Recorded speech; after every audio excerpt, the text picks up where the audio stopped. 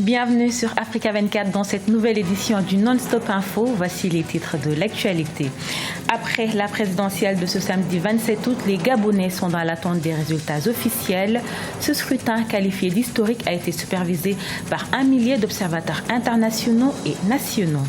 6e édition de la conférence internationale de Tokyo pour le développement de l'Afrique TICAD à Nairobi au Kenya. Le Japon a promis 30 milliards de dollars d'investissement pour aider au développement du continent. Et puis au Burkina Faso, les groupes d'autodéfense Kogloego ont remis aux autorités des armes et du matériel, des munitions saisies aux délinquants lors de leurs opérations de ratissage. Mais avant de développer ces titres en Tunisie, le gouvernement d'union nationale de Youssef Chahed prend ses fonctions. Prévue ce lundi, la cérémonie de passation de pouvoir aura lieu à Carthage. Le Premier ministre tunisien a mis en place une équipe de 40 ministres et secrétaires d'État. Ces derniers auront pour mission de redresser l'économie tunisienne en berne. Au Gabon, plus de 628 000 électeurs étaient attendus aux urnes ce samedi 27 août pour choisir le prochain président de la République. 1 millier d'observateurs internationaux et nationaux ont supervisé ce scrutin qui s'est déroulé dans le calme et la sérénité. Les précisions avec Zahra Mohamed Moutou. Les Gabonais désormais dans l'attente des résultats de l'élection présidentielle de samedi, un scrutin aux enjeux multiples qui intervient après une campagne délétère entre les candidats. Pour les observateurs dépêchés notamment par l'Union africaine, il est impératif de garantir le bon déroulement du processus électoral, notamment les opérations de dépouillement. L'observation n'est pas une surveillance. Encore moins l'intervention électorale. Nous observons, nous ne surveillons pas. C'est deux mots qui valent leur pesant d'or. Ce n'est pas une surveillance. Nous venons avec un certain nombre de critères, de points sur lesquels nous devrions intervenir. Et nous voyons si ces critères-là sont pris en compte, si le déroulement est fait selon le respect des textes.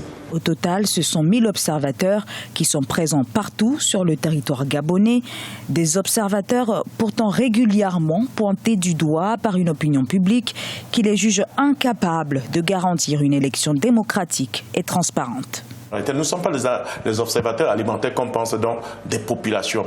Quand nous venons dans un pays, à la demande ou à notre demande, c'est pour contrôler, observer le vote.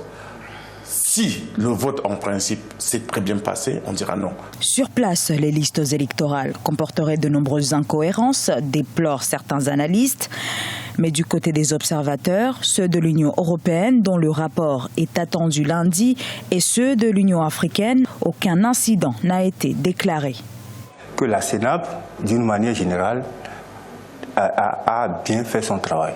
D'une manière générale, l'organisation était parfaite. Et donc, nous n'avons pas d'éléments nous permettant de dire que le travail de la CENAP a été biaisé. Un scrutin sous haute surveillance, mais dont les Gabonais souhaitent un dénouement sans violence.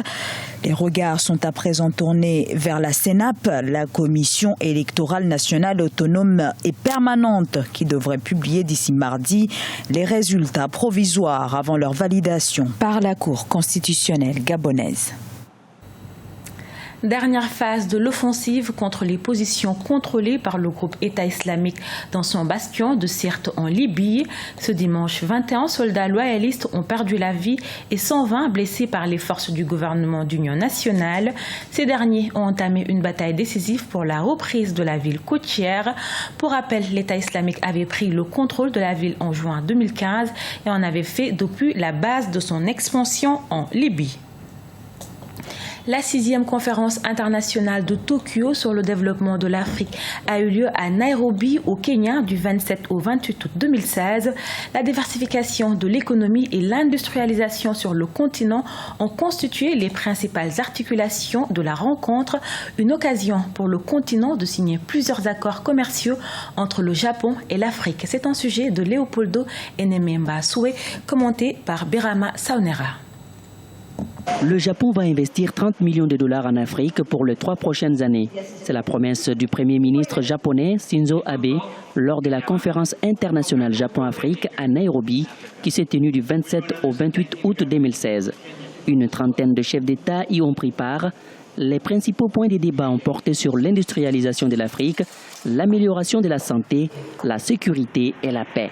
En ma qualité de président de l'exercice de l'Union africaine, je plaide en faveur des investissements japonais massifs sur le continent dans le secteur clé comme l'énergie, l'eau, la santé, l'environnement, l'agriculture, les infrastructures et l'industrialisation. Seuls des investissements conséquents à la hauteur du poids économique du Japon pourront donner une consistance à notre action commune et faire de nos ambitions pour le développement et la prospérité de l'Afrique une réalité. À travers cette rencontre, le Japon souhaite promouvoir les instruments visant à augmenter les échanges commerciaux avec l'Afrique. De même, les secteurs sociaux des bases comme l'éducation et la santé seront parmi les axes prioritaires de la coopération entre l'Afrique et le Japon. Certains pays souffrent de la stagnation du prix des matières premières, dans d'autres la paix a été brisée. Mais l'Afrique n'a pas l'intention d'arrêter sa marche en avant. En Afrique, les problèmes n'existent que pour être réglés. Et le Japon souhaite ardemment régler avec vous les problèmes du continent. Il n'a pas l'intention de relâcher son effort. Cette 6e conférence du TICAD est la première sur le continent. L'Afrique est aujourd'hui un partenaire de premier plan du Japon.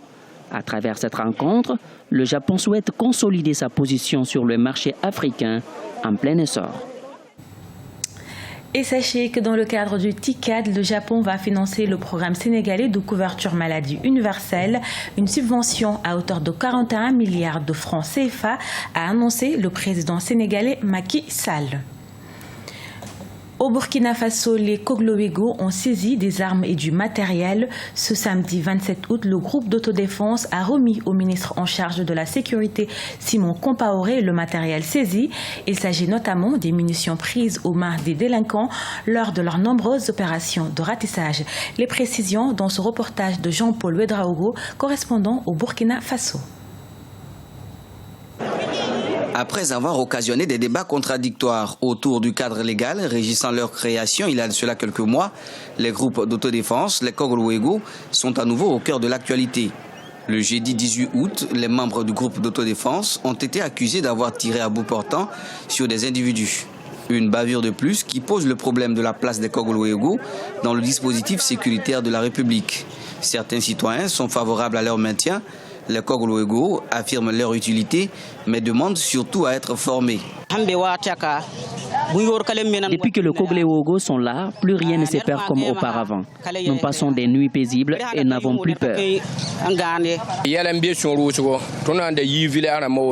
Nous avions beaucoup de problèmes. Quand on quittait le village pour la ville, on ne pouvait pas se rendre au marché. Quand on s'y rendait, il fallait regagner le village avant la tombée de la nuit.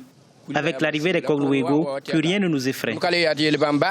Preuve de leur disposition à agir dans le respect de l'état de droit, les Kogloego ont remis samedi 27 août aux autorités des butins saisis aux mains de délinquants. Au total, 140 armes à feu de fabrication artisanale, 11 motocyclettes, des couteaux et des plaques solaires ont entre autres été présentés. Pour le porte-parole du groupe, cela ne fait plus aucun doute que les Kogloego ont un rôle prépondérant à jouer dans la sécurisation du pays. Les Kogloego me chargent de vous dire qu'ils sont heureux de vous avoir à leur côté cet après-midi. Ils me chargent également de vous supplier d'intercéder auprès des gouverneurs et des élus locaux de toutes les parties du pays afin qu'ils nous conseillent et nous encadrent. Nous demandons au gouvernement de nous aider à nous organiser.